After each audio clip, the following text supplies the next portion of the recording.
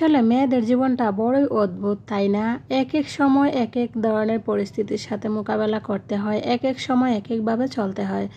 যখন নিজের মেয়েবেলা থাকে তখনই একরকম, বিয়ে হয়ে গেলে তখনই একরকম, তারপর যখন বাচ্চা হয় তখন একরকম, আবার যখন বাচ্চা একটু বড় হয় তখন আরেক রকম। মানে সারাটা জীবনে তাদের হচ্ছে চেঞ্জের পালা থাকে তাদের জীবনে। তো যাই হোক, মেয়ে যখন ছোট ছিল তখনই এক রুটিন ছিল, আর এখন যেহেতু বড় হয়ে গেছে, স্কুলে ভর্তি করে দিছি, এখন আরেক রুটিন হয়ে গেছে, এখন আরেকটা কি বলবো, সময়ের পার করতে হচ্ছে আর কি।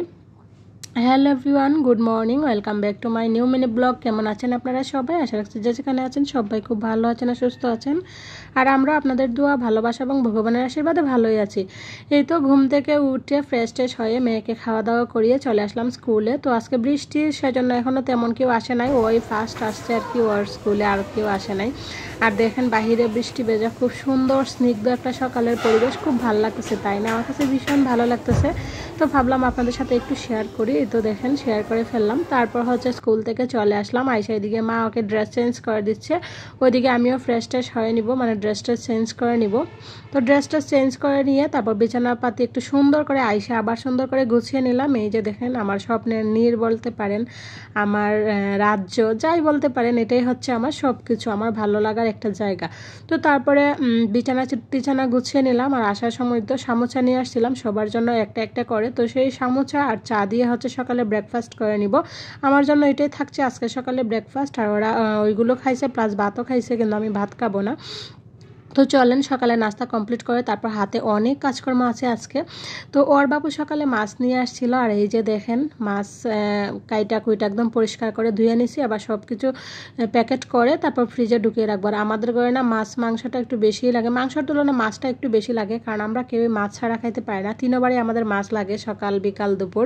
তো সেই জন্য মাছটা না আমাদের ঘরে খুব বেশিই লাগে, মানে বলতে গেলে 2 দিন 3 দিন পরে পরে আর কি মাছ আনা হয়। তো ওইদিকে মা বসে বসে পাবদা মাছ কাটতেছে, আর আমি ওইদিকে দেখলেনি বড় মাছগুলো কাইটা পরিষ্কার করে একবার ফ্রিজে রাইখা দিছি। তো এখন আমি একদিকে রান্না বসাবো, আর মা এদিকে বসে বসে এই মাছগুলো কাটবে। তো আসলে মা থাকাতে না কতটা যে হেল্প হইতাছে এটা একমাত্র আমি জানি আর ভগবান জানে। মা না থাকলে এই সবগুলো কাজ আমাকে একাই করতে হইতো, মা আছে বিদায় আমি একদিকে করতেছি, মা একদিকে করে নিচ্ছে। তো আমি ওইদিকে রান্নাবান্নাগুলো গুছিয়ে নিতেছি, আর মা এদিকে মাছ কাটতেছে, মানে একসাথে 2টা কাজ হয়ে যাচ্ছে, আর না হলে আমাকে একাই তো সব কিছু করতে হইতো। তো চলেন চলে যাই রান্নাঘরে, রান্নাবান্না একটু আপনাদের সাথে শেয়ার করি। তো ওই যে দেখেন অফ ক্যামেরাতে রান্নাবান্না বসিয়ে দিচ্ছি। তো এখানে হচ্ছে খিচুড়ি, বাইরে যেহেতু বৃষ্টি হচ্ছে খিচুড়ি না খাইলে আসলে ভালো লাগবে না। আর খিচুড়ি জিনিসটা আমার কাছে ভীষণ ভাল লাগে, হোক সেটা সবজি খিচুড়ি কিংবা মাংস দিয়ে বোনা খিচুড়ি, যে কোনো খিচুড়ি হোক না কেন, মানে খিচুড়ি বলতেই আমার কাছে অন্যরকম একটা ভালো লাগার জিনিস।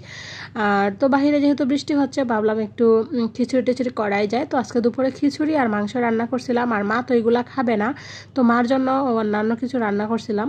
তো এখানে যেহেতু মসুর ডাল দেওয়া হয়েছে, মসুর ডাল খিচুড়ি তো মা খাবে না, আর মুরগির মাংসও তো খাবে না। তো মার জন্য একটা তরকারি রান্না করছিলাম আর একটু ভাজি করছিলাম, ওইগুলো দিয়েই মা খাইছে।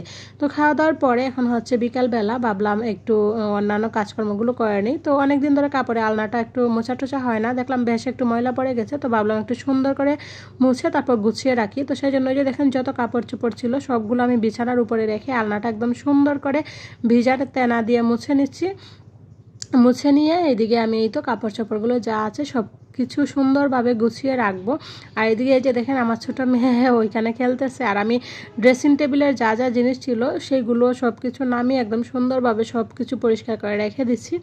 আর এদিকে এই যে দেখেন বাহিরে মোটামুটি বিকাল হয়েই আসছে, আর আমার বড় মেয়ে এই তো বেলকনিতে দাঁড়ায় দাঁড়ায় ও খেলা করতেছে, আমি একটু ভিডিও নিলাম আর কি, স্মৃতি হিসেবে থাকলো, বড় হইলেও হয়তো দেখতে পারবে।